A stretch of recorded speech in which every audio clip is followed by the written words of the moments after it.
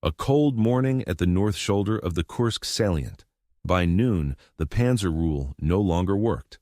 The reason fit inside a gun pit, massed anti-tank grids with overlapping arcs and pre-plotted artillery that turned the Oral-Kursk road into a kill lane. Subscribe. New evidence first, World War II videos every day. Dawn on the 6th of July, 1943 came in low cloud over Ponyry Station, north of Kursk. Wind moved the rye. The Rylsk-Oral rail embankment ran like a dark seam west of the village. On the map, the pin sat where the Malor-Kangelsk road bent under the embankment and climbed toward Olkovatka Ridge. Weather was cool, visibility 1.5 kilometers at best, with ground haze over the wheat. The old rule in this sector was simple, and it held since 1941. Panzers broke infantry lines when anti-tank guns were thin and scattered. German assault guns suppressed single batteries, then the tanks went through gaps at speed. If Soviet tanks did not arrive in time, the line broke. Many staff tables assumed that only tanks stopped tanks. The surprise mechanic on this morning did not look like a surprise. It looked like more pits, more wire, and more stakes. But the pits were closer and deeper, the arcs overlapped, and there were 3 echelons of guns tied to a fire plan that had been written in grease pencil weeks earlier.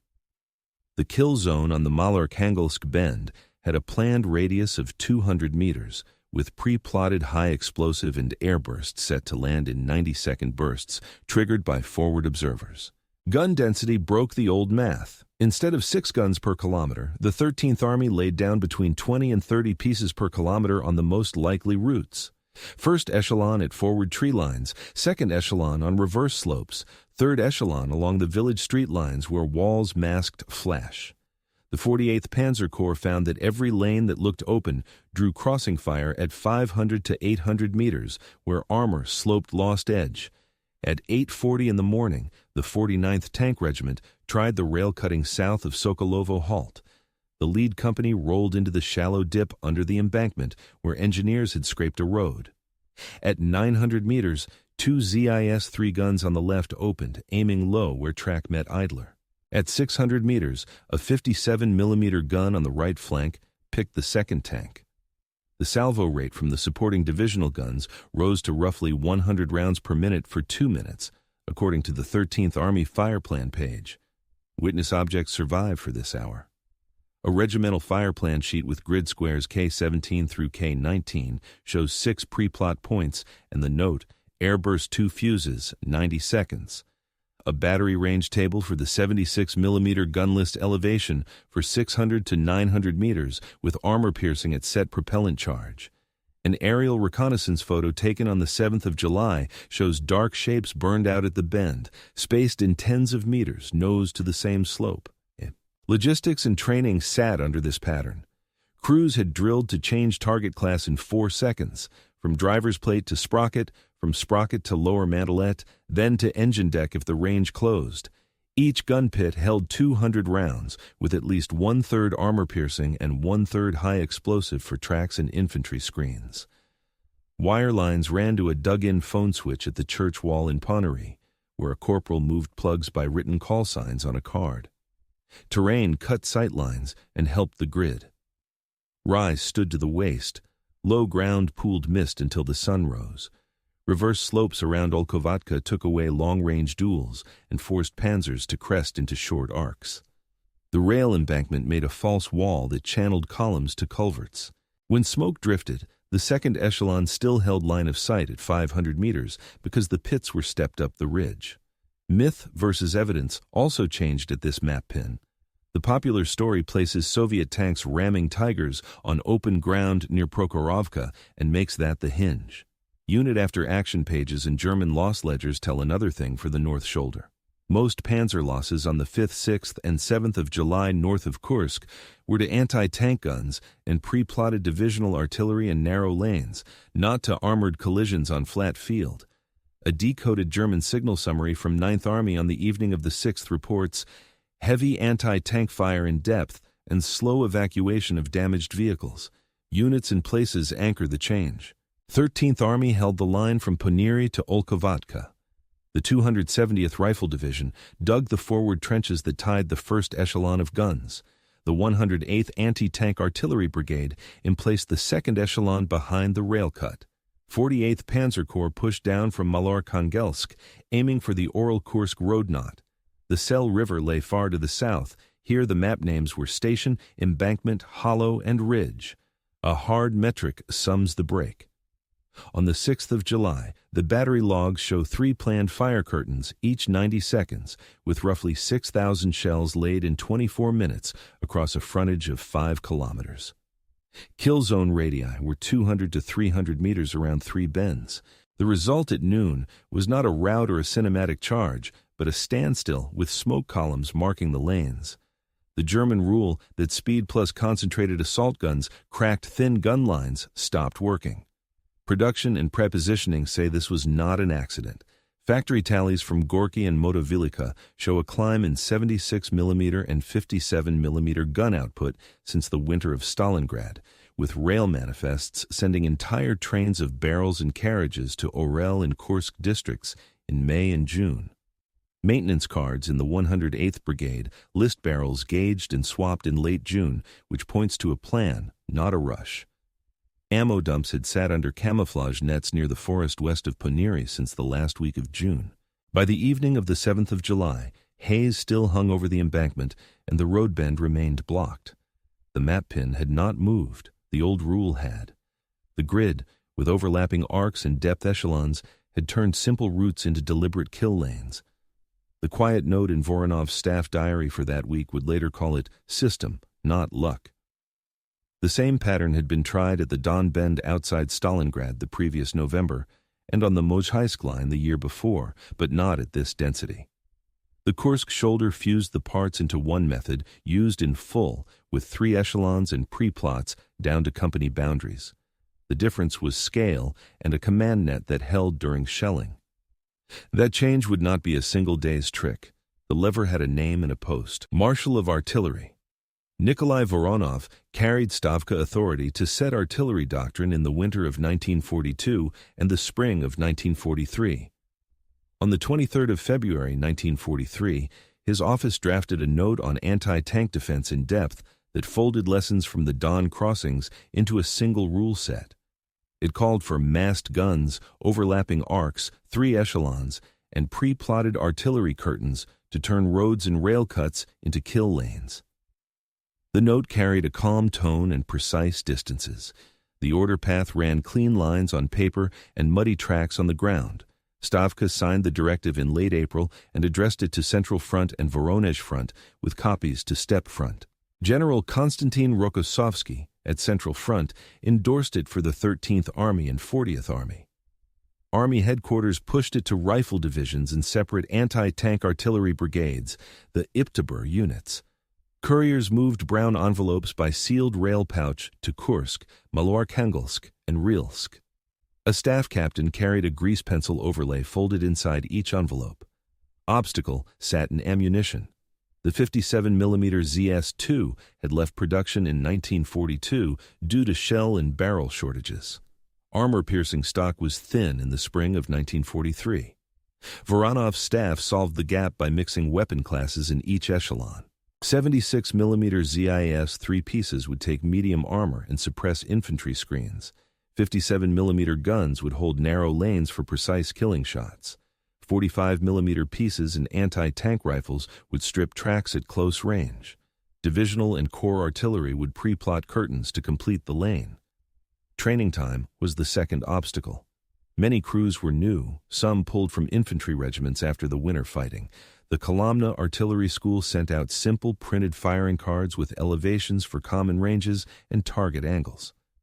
In May, the Central Front ran 3-day courses near Trosna on switching aim points and on reading silhouettes through heat haze.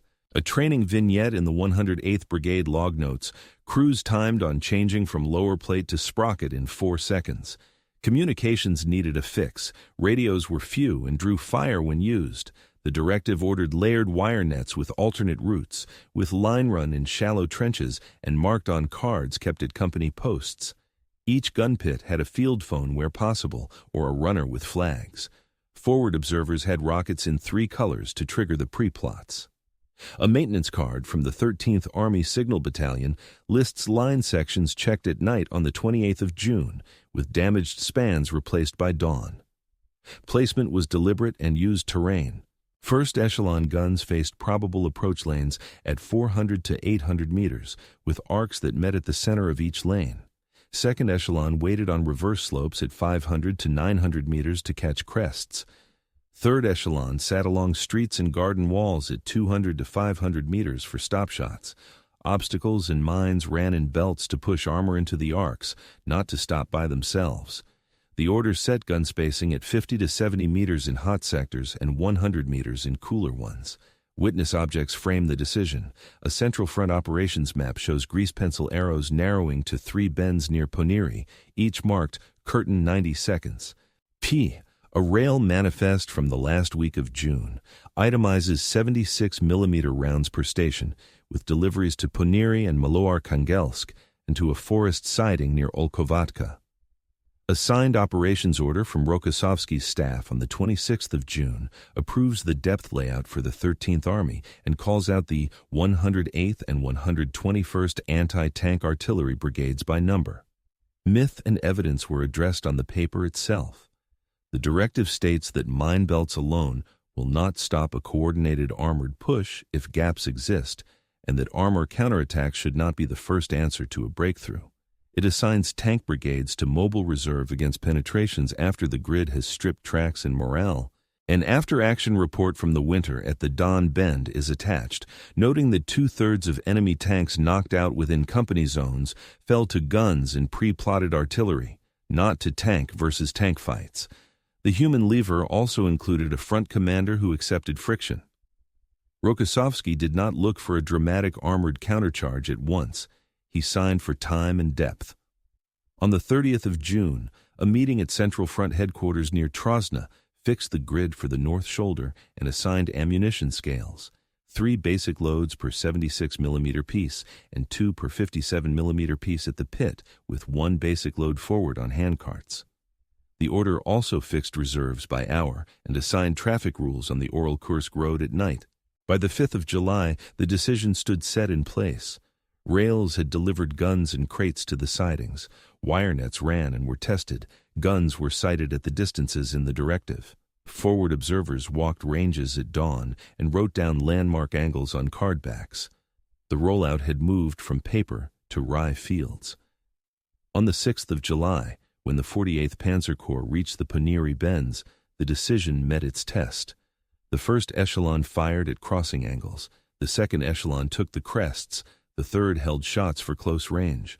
Artillery curtains ran as timed. The human lever was a signed order that told units where to put steel and where to expect steel to land.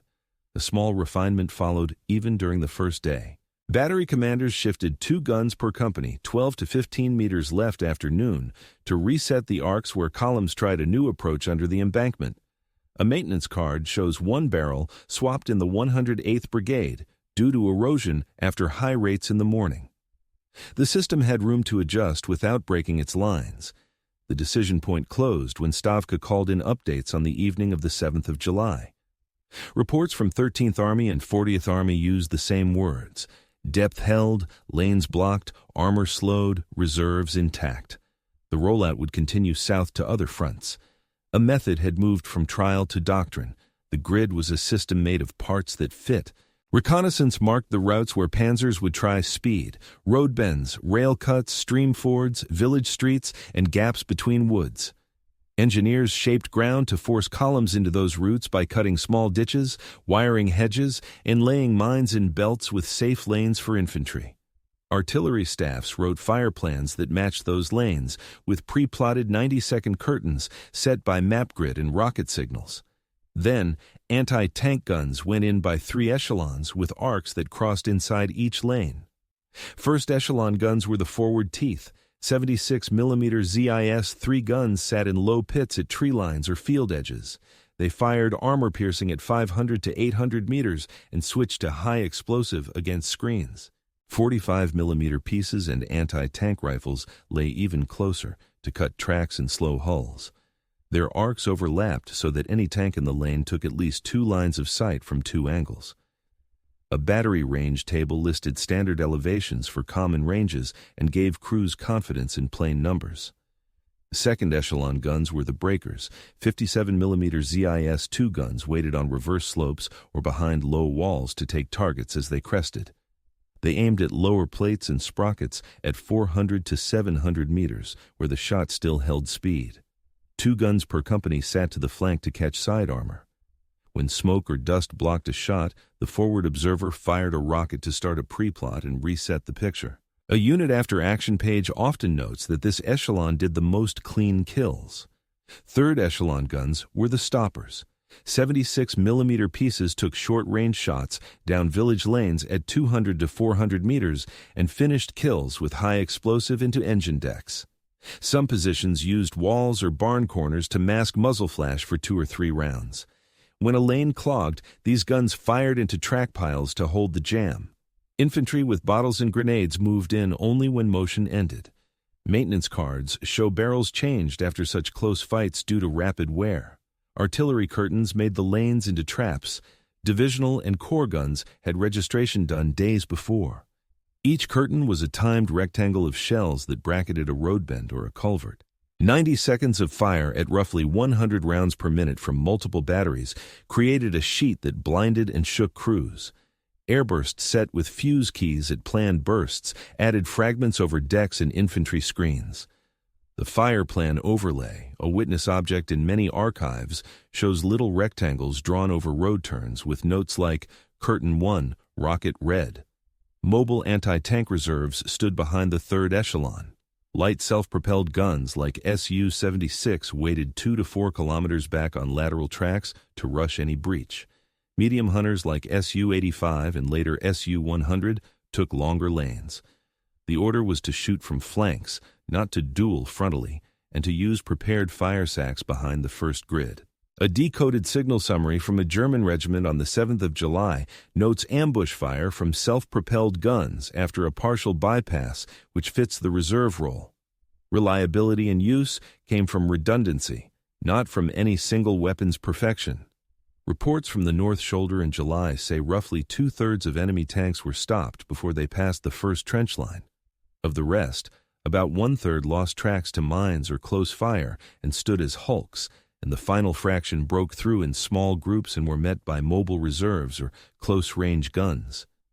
The numbers vary by place and day, but the system produced the same shape.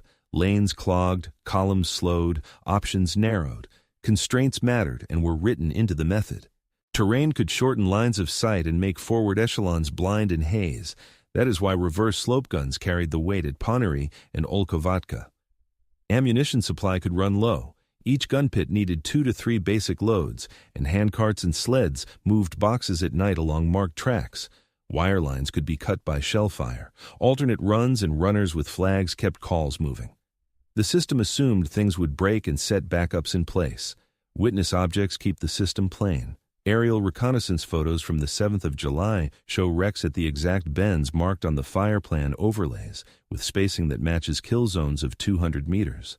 Unit after action pages from the 108th Anti-Tank Artillery Brigade list barrel changes and ammunition expenditure by hour, with peaks during the 90-second curtains. A range table for the 57mm gun shows why crews liked 400 to 600 meters for sprocket shots, and the notes match hit reports. Myth versus evidence sits beside those objects. The myth says a single giant tank or a sudden armored charge turned the tide. The evidence shows a system of many ordinary guns, wired phones, range cards, and timed curtains. The myth says mine belts alone did it. The evidence shows mines that pushed armor into arcs where guns waited. The method does not reject armor. It uses armor as reserve where the grid has already done its work. A training vignette belongs inside the method. In late June near Trosna, crews lay behind their shields with stopwatches while an instructor called ranges off a grease pencil sketch. Each team had 4 seconds to switch aim from lower plate to sprocket to mantlet. They passed when 3 hits came, inside a chalked oval at 600 meters on a derelict hull. The vignette reads dull on paper and deadly on the field. Two constraints stayed hard even when the system worked. Weather could simply cut ranges to under 300 meters and make first echelon guns near useless until sun-burned haze. And the grid needed time to emplace. If an army had to move in a hurry, density dropped, arcs gapped, and the system lost edge. That is why commanders who believed in it bought days with deception and fortified villages to give engineers and gunners nights to dig. All these parts point toward tests in real terrain. The next act will put the grid against named units at named bends and river fords. One case will hold and one will crack. A third will show a brigade-level pivot when weather or ground shifted under the plan. The system will be seen in the field, under smoke and with clocks running. The first test ran on the same north shoulder that set the rule. On the 6th and 7th of July, 1943, 13th Army held the Ponieri-Olkovatka line against 48th Panzer Corps. Map pins clustered at the Maloarkhangelsk bends under the rail embankment. A fire plan overlay marked 3 rectangles, each a 90-second curtain. Aerial photos from the 7th of July showed burned hulls spaced tens of meters apart where the rectangles sat. Case 1 fixed on a single bend west of Ponieri Station. The 108th Anti-Tank Artillery Brigade put 2 echelons against the lane and left the 3rd in village streets. When the German lead company crested at 900 meters, 1st echelon 76mm guns fired at 500 to 800 meters, while a 57mm pair on a reverse slope took sprocket shots at roughly 600 meters.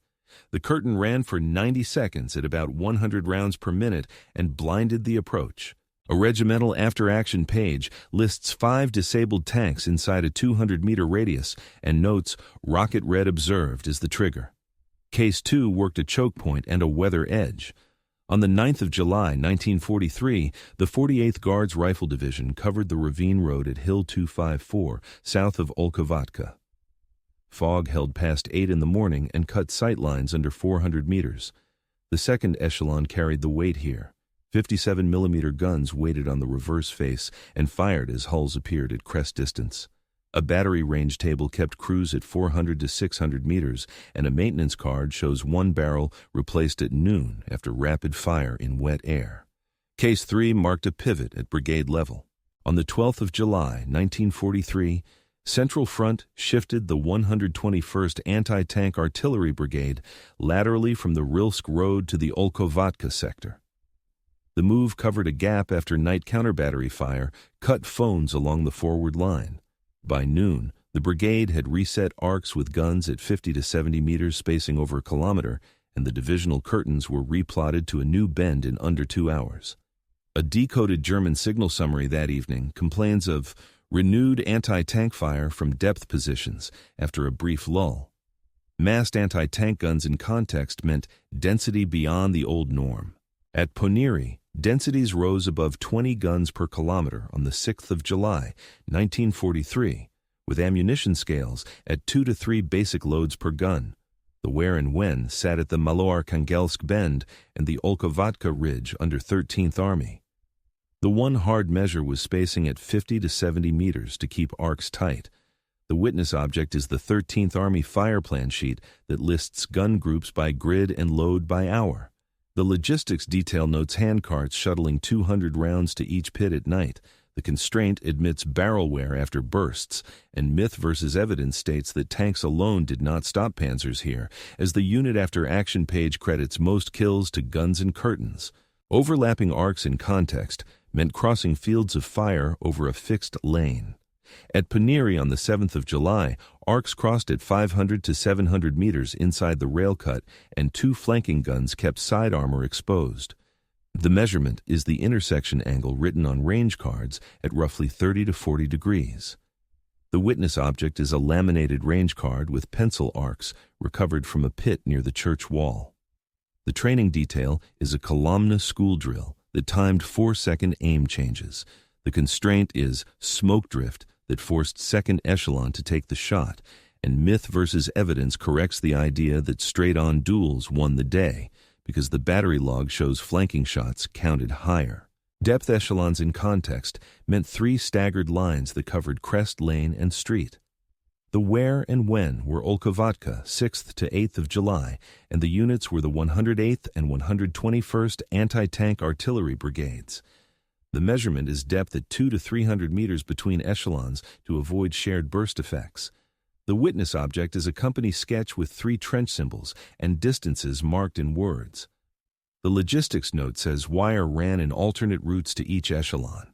The constraint is line cuts under shelling, and myth versus evidence corrects the belief that one big line is stronger, as a decoded German report notes difficulty after the second line opened fire. Frei. Artillery pre-plots in context meant timed rectangles set on map pins, not on the fly. The where and when were grid K-17 to K-19 on the 6th of July, and the unit was the 13th Army Divisional Group. The measurement is 90 seconds per curtain and about 100 rounds per minute across batteries. The witness object is the overlay with small rectangles labeled Curtain 1 and Curtain 2 with rocket colors. The logistics detail is fuse setting at pits using hand keys. The constraint is fuse scatter in wet air, and myth versus evidence counters the story that curtains were random barrages, as the overlay and the clock notes on the AAR prove preset times. A logistics vignette sat behind Case 2 and Case 3. At night, rail manifests delivered crates to a siding west of Poniri, and pioneer teams moved them by horse sledge along marked tracks. Each gun pit held at least 200 rounds, with at least 1/3 armor piercing. A signal corporal at the church wall kept a plugboard card and shifted calls when a line went dead. Terrain and conditions pressed every choice. Rye at waist height cut wheel ruts and hid pits. The rail embankment created a false skyline that made crews misread distance, which is why range cards used barn roofs and lone trees as markers. Mid-morning fog forced second echelon guns to hold fire until ranges dropped under 500 meters. Wind later carried smoke along the lane and made flanking shots the only clean view. Witness objects multiplied across the 3 days. The aerial reconnaissance strip from the 7th of July shows wrecks aligned with pre-plot rectangles. The 108th Brigade After Action page lists ammunition by hour with spikes exactly at curtain times. A battery range table has pencil ticks at 500 and 600 meters, where instructors had stressed sprocket shots during training. The choke point test moved west in later months and kept the shape. On the 23rd of August, 1944, the 3rd Guards Tank Army and attached anti-tank brigades defended the Sandomierz bridgehead near Ogeldorf on the Vistula. When German heavy tanks tried the cut between orchards and a stream ford, anti-tank guns in depth and pre-plotted curtains jammed the lane. The density was again over 20 guns per kilometer on the hottest bend. A Polish aerial photo taken 2 days later maps the burned hulk south of the ford. A final myth versus evidence note sits inside Case 3. The story says that once phones were cut, Soviet guns shot blind. An operations map from Central Front dated the 12th of July shows alternate wire runs and runner posts set every 200 meters, and the brigade war diary notes rocket signals used to kick off replotted curtains. The evidence shows a plan that assumed things would break and placed backups by distance, not by hope. The field tests across Poniri, Olkovatka, and later the Vistula bridgehead point to one method. Massed guns set at dense spacing made lanes lethal. Overlapping arcs removed safe approach angles. 3 echelons kept pressure at crest, in lane, and at stop. Pre-plots turned road bends into timed traps. The numbers, the maps, and the objects match in each case. The opponent adapted fast and tried several levers. On the 8th and 9th of July, 1943, German batteries laid counter-battery fire by sound ranging and guessed at pit clusters near Poniri. Nebelwerfer smoke covered bends and masked arcs for short windows. Assault pioneers cut wire and tossed smoke grenades ahead of lead hulls. Luftwaffe flights flew at low level to strafe pits just before pushes and to hunt rocket signals that betrayed observers. Counter-battery hit hard but met redundancy. Wire lines went down in spans of tens of meters, yet alternate runs and runners kept calls moving. A battery log from the 108th Brigade lists 3 line cuts repaired between 9 and 11 in the morning on the 7th of July. Guns in second echelon fired through gaps when first echelon crews lay low in shell bursts. The 90-second curtains still ran on rocket red and rocket green even when phones crackled. Smoke had an edge only when wind held steady. On the 9th of July, a west wind carried a bank along the Malorkhangelsk Bend and briefly erased flanking views. The response, written into company notes, was to shift 2 guns 12 to 15 meters to reset an angle. A range card shows a new chalk line at 500 meters on a barn eave drawn after the shift. The jam returned as soon as the curtain restarted. Air attack came in short strikes and punished exposed pits. Crews learned to cover shields with netting and to hold fire until decks filled the site. A maintenance card from a 76mm battery notes 2 shields dented by bomb fragments at noon on the 6th of July and 1 barrel swapped at dusk. The limit stayed plain. Pits under open sky drew attention, and flights could still blind a sector for minutes. Heavy armor tried long-range gunnery. Tigers and Panthers engaged at over 1,000 meters on flats south of Olkovatka on the 10th of July and hoped to pick pits out of the rye by muzzle flash. The grid answered with reverse slope positions that forced crests at 500 to 700 meters. A German after-action note complains of targets appearing close and unseen due to slope. The limit on the Soviet side was the need for sighted landmarks. Dust and smoke sometimes made range cards useless at distance. Night movement and infiltration showed up next. On the 11th of July, assault groups crept along hedges and tried to knife into the first echelon at dawn. Infantry platoons with flare pistols and grenades guarded pits at 20 to 30 meters. A unit diary lists a brief handfight at a pit near the church wall and 2 runners wounded. The refinement written later set quiet tripwires and cans along likely approaches to buy seconds at first light. The system had hard limits that did not go away. Emplacement took time measured in nights, not hours. Gun pits needed spades, logs, wire, and sighted range cards. If an army had to shift 20 kilometers in a day, density fell, arcs gapped, and curtains could not be replotted in time. Ammunition consumption also ran high. A brigade could fire several thousand rounds in a day, and rail manifests had to keep pace on the Oral-Kursk line. Barrel wear was a constant cost. After bursts at about 100 rounds per minute during curtains, crews gauged bores with simple rods and swapped tubes when dispersion grew.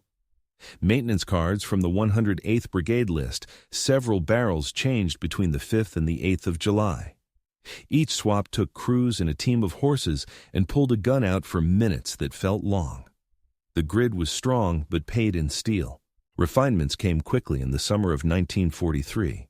Production of the 57mm gun resumed, and new lots of armor-piercing shells raised confidence at 400 to 700 meters.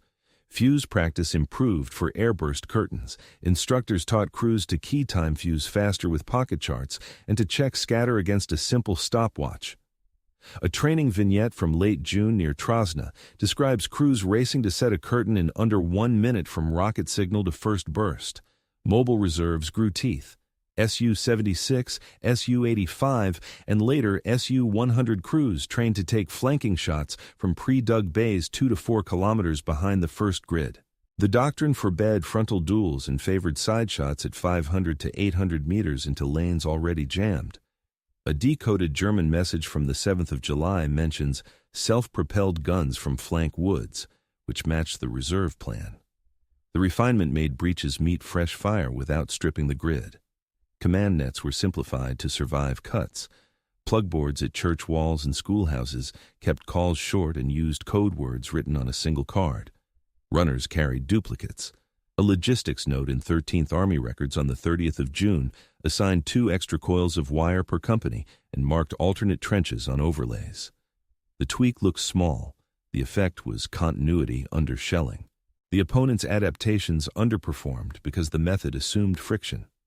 When smoke drifted, reverse slopes carried the shot. When lines cut, rockets started curtains. When heavy armor tried range, crests narrowed distance. When night came, tripwires and sentries stood near pits. The grid did not need perfection. It needed enough pieces working to keep lanes lethal. Quiet costs mounted anyway. Crews lay in pits for days, ears ringing after curtains, eyes stinging from dust. Horses hauled boxes through nights and dropped in harness by dawn. Factories at Gorky and Motovilika pushed barrels and carriages in long shifts. A production tally for June and July shows output up by the thousands and repair returns climbing. The grid held, but it was not free. Dates mark the learning curve. From the 5th to the 12th of July, 1943, the North Shoulder learned to reset arcs under smoke. In late August of the same year, on the Mius and near Kharkov, depth echelons and mobile reserves were already standard in orders. By the spring of 1944, on the Vitebsk-Orsha line, pre-plots and kill lanes appeared in corps-level plans as a matter of course. The rule had shifted and stayed shifted. Immediate outcomes followed on calendars, not slogans. On the 10th of July, 1943, 48th Panzer Corps had not broken the Poniri-Olkovatka line. On the 12th of July, Stavka started Operation Kutuzov against the Oral salient while the North Shoulder still held. On the 5th of August, 1943, Oral was liberated, and the Oral-Kursk rail line changed hands. The map pins that began as kill lanes became departure points for an advance. Bridges, towns, and ridges stayed in friendly hands because lanes stayed lethal. Poniri Station, Olkovatka Ridge, and the Maloarkhangelsk bends remained under 13th Army through the first half of July. The rail embankment that had channeled attacks now carried ammunition forward. Unit after action pages speak of evacuations of damaged enemy machines measured in hours, not minutes, because roads were blocked. Where the grid worked, time belonged to the defender. Operational tempo shifted at Army and front level. With armor jammed in lanes and reserves intact, Central Front kept rifle divisions in place and released tank corps for counterstrokes by choice, not by panic. Travel times for supply along the Oral-Kursk road dropped after the 10th of July because shells did not fall on convoys forced to move by daylight. A rail manifest dated the 13th of July shows scheduled deliveries by station, not emergency dumps. The grid gave back predictability to a place that had been chaos. Resource allocation also changed. Artillery groups could shift fire from curtains to counter-battery when lanes went quiet, while mobile reserves could conserve fuel and barrels for short sprints. A brigade log lists ammunition expenditure falling from thousands of rounds on the 6th of July to hundreds on the 9th as attempts slowed. That freed guns for Kutuzov's opening moves. The system did not end cost, it redistributed it to the opponent. The legacy grew through winter and into the next year. In late 1943 and early 1944, field regulations absorbed the method. Orders began to name anti-tank strongpoints and anti-tank areas with depth in 3 echelons as a standard. Range tables were printed in larger numbers and issued with laminated cards. Training schools set the 4-second aim change as a norm and drilled crews on rocket signal colors and 90-second timing. The long tail reached beyond one front. On the Vistula in August of 1944 at Sandomierz, brigades again set dense guns, crossed arcs, and pre-plotted curtains over orchard lanes and ford approaches. The dates match the pattern. 23rd of August saw heavy attacks, 25th of August saw aerial photos of burned lanes, and early September saw the bridgehead still held. The witness objects are Polish recon prints and Soviet overlays that line up in scale and in angle. The method traveled by map and by habit. Doctrine after the war kept the rule broken. Post-war manuals in the late 1940s and early 1950s taught anti-tank areas in depth with mobile reserves of self-propelled guns. Communications plans used layered wire and light codes even in an age of better radios, because shell bursts still cut lines. Pre-planned artillery curtains became standard in brigade and division orders. The system looked plain on paper and proved stubborn in field tests. Myth versus evidence persisted in stories told later. Popular accounts favored tank duels on flat fields and single machines that decided days. Unit after action pages and production tallies speak of many ordinary guns, measured arcs, and 90-second clocks. Aerial photos and decoded signals match those pages. The evidence is dull and cumulative. The effect is lanes that no longer belong to speed. A training vignette shows how legacy lasts. In spring courses after the winter of 1943 to 1944, instructors at Kolomna had crews rehearse curtain timing with pocket watches while a metronome clicked at 100 beats per minute to mimic rounds per minute. Range cards included pre-drawn barns and embankments taken from real sectors like Poniri and Olkovatka. Rehearsal made the future feel familiar when crews dug new pits on new rivers. Limits stayed in the doctrine, too. Manuals reminded staffs that grids need knights to emplace, that barrel wear demands spares, and that ammunition trains must keep moving. They warned that fog and dust can erase a forward echelon, and that reverse slopes must then carry fights at 500 to 700 meters. They kept the quiet line that mines push, guns kill, and curtains blind, in that order. The stillness at the original map pin closes the arc. Today, the rail embankment near Ponary still throws a low shadow across Rye, and the Malor-Kangelsk road still bends under it. In July of 1943, the old Panzer rule failed there because a pit, a phone line, a range card, and a 90-second rectangle worked together. The smoke cleared, the lanes stayed blocked, and the doctrine moved on without fanfare. The rule broke and did not mend.